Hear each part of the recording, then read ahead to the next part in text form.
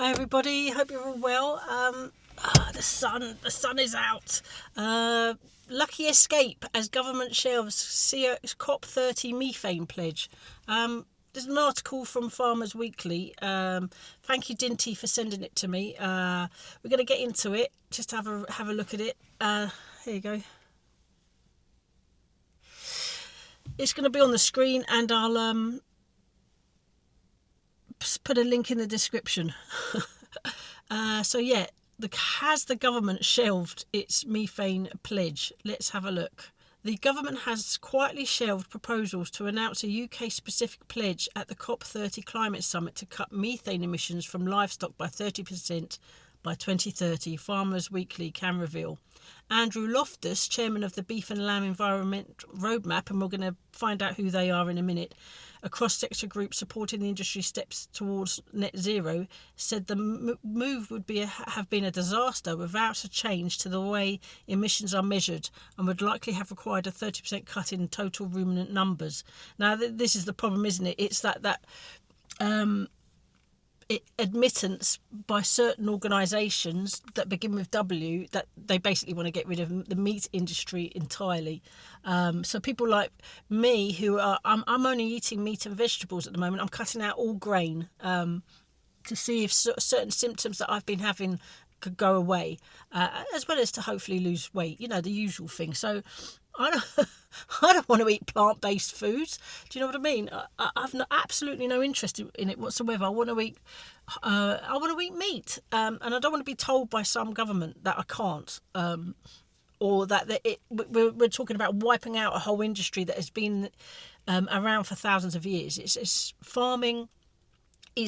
Farming really matters. It really does. Hopefully, if we can connect with more farmers, the better.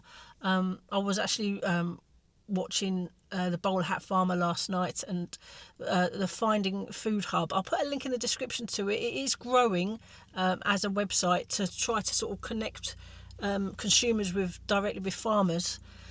So it's well worth a look and signing up to and kind of supporting it as it grows, because a lot of these new they are popping up sort of equivalents, and it's well worth sort of getting in there and sort of trying to, if you know a farmer, get them to sign up to it if they haven't already. Anyway, let's get back to the article.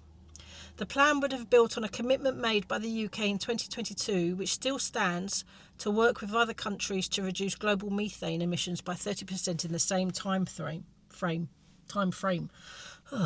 And also, we will get into who this group was that. What were they called again? The Beef and Lamb Environment Roadmap. It turns out that they are actually a group that all farmers have to pay a levy to. Both Mr Loftus and Paul Tompkins, chairman of the NFU Dairy Board, said they had been made aware of the proposals, with Mr Tompkins saying the government had given every indication that it would press ahead. But the Department for Energy Security and Net Zero told Farmers Weekly this week there were no plans for any methane announcements at COP30 in Brazil later this month. Obviously, that's kind of happened, hasn't it? This is a lucky escape for the time being, said Mr Loftus. We need to keep a very close eye on this. DEFRA have been taken to court twice under the Climate Change Acts, and we'll be looking for ways to avoid this happening again. I don't know what that's referring to. DEFRA been taken to court twice under the Climate Change Acts. Does anyone know what that's about? Anyway, we'll move on. I'll try and find out. Cutting livestock numbers is a crude and counterproductive solution. I mean, that's true, but one many campaigners are pushing for. That is true, and that's a terrible idea. The ditching of the plan comes shortly after New Zealand reduced its national target to cut methane emissions by 2050 on the basis that it was being incorrectly measured. I mentioned this in another vlog, and this is they're lumping methane emissions with CO2 emissions. I mean, not getting into the whole ridiculousness of it, etc., but the whole premise is flawed. We know that, but they're operating on a flawed premise.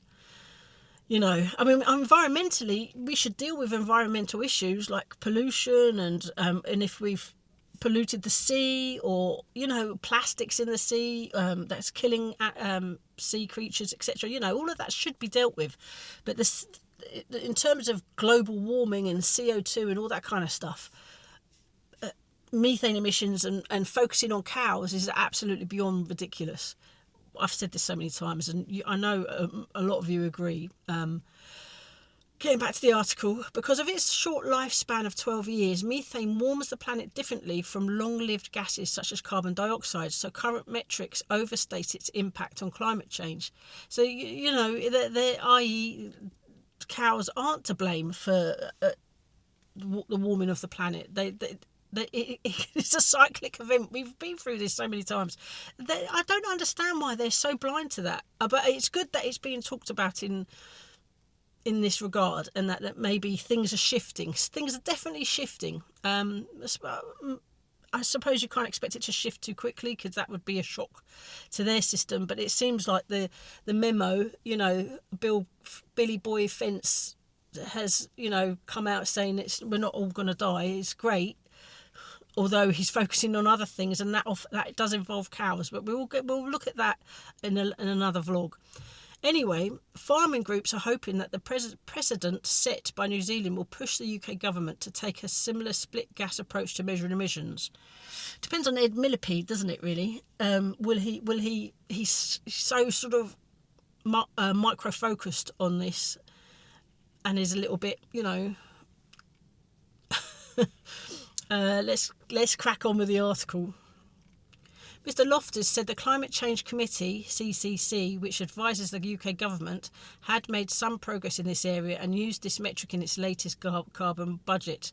But he warned the CCC could not make the bold decision to move to this approach without political support, and that was lacking, i.e., Ed Millipede and his ilk aren't supportive of it, I would guess.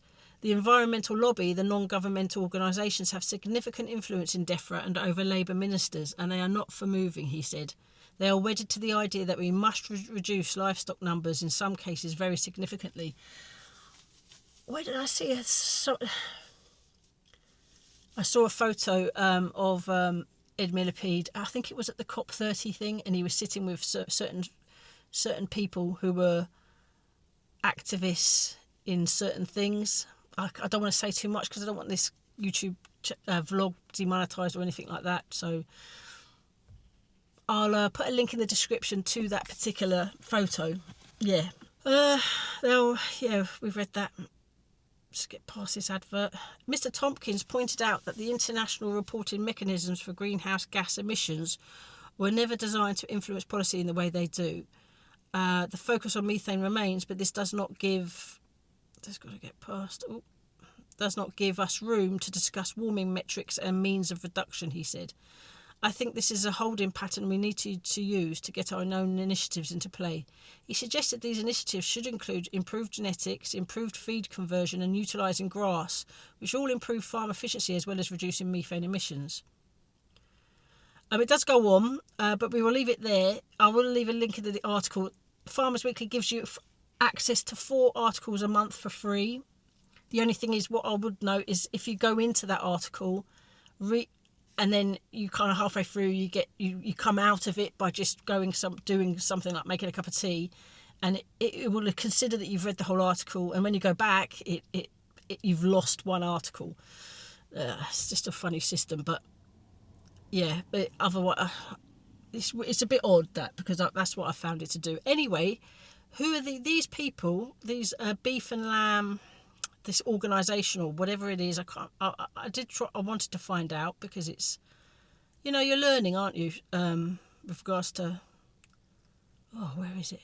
Anyway, I'll tell you what they are, because I did do research. So it's the Agriculture and Horticulture Development Board, or AHDB, and they're the beef and lamb, whatever it was that I said earlier, that's sort of all part of the same thing. So the Agriculture and Horticulture Development Board, you see a screenshot there, is a statutory levy board funded by farmers, growers and others in the supply chain to help the industry succeed in a rapidly changing world, etc., etc., the blurb. You see, it's there. So what, they have come under fire in some cases. You'll see it on the screen. The net zero by 2050 targets seen as unrealistic and unscientific. The roadmap's headline claim it is that English Welsh beef and lamb will be net zero by 2050. Critics, including AHDB's own former staff and independent scientists, argue this is mathematically impossible without drastic herd reductions or carbon offsets that don't exist at scale. Yeah, so maybe that's why they're dropping, because this is sort of maybe historical criticisms. But they in that article I've just read, they did say that it's unrealistic to do large scale herd reductions or some such. Maybe they're seeing the light. I don't know. In 2023, the AHDB quietly dropped the net zero by 2050 claim from its website after pressure, replacing it with vaguer language about working towards net zero. Accusations of greenwashing, you'll see it on the screen, and misleading consumers. Farmers for Action and individual levy payers have accused AHDB of using their levy money to fund propaganda that exaggerates the sector's environmental progress. I mean, I don't know. I'm just reading what this is. Interesting. It's just interesting. It just shows it's, sketchy. Example, AHDB marketed British red meat as net zero by 2050 in adverts and on meat packaging years before any robust evidence existed. They've obviously, it sounds to me like they've kind of faced the criticism and changed it a little bit. I don't know. From what I can gather, all farmers have to pay a levy, whether they want to or not. And I think apparently there was a 67%, they did a vote, because they do this sort of annual vote, or not annual, but every 4 years, about farmers, I'll just check the time, whether or not they want to carry on paying into the levy, or whatever it's called. 67% said they didn't want to, but it was ignored. I don't know. Any farmers out there, tell me what you think about the AHDB. Lack of transparency and farmer representation. The roadmap steering group is dominated by large processors, retailers, Tesco, Sainsbury's and M&S, and NGOs with minimal grassroots farmer input. I think if all farmers having to pay into it, surely they should have a better have a better say within the organisation. Many farmers feel the roadmap is retailer-driven rather than farmer-led, designed to meet supermarket ESG targets. I don't know what that is, unfortunately, rather than reflect on farm reality. Use of levy money without consent. AHDB is funded by a statutory levy. Farmers have no choice but to pay. See, I never knew that. That's really interesting. I don't know how much it is, but it's a bill.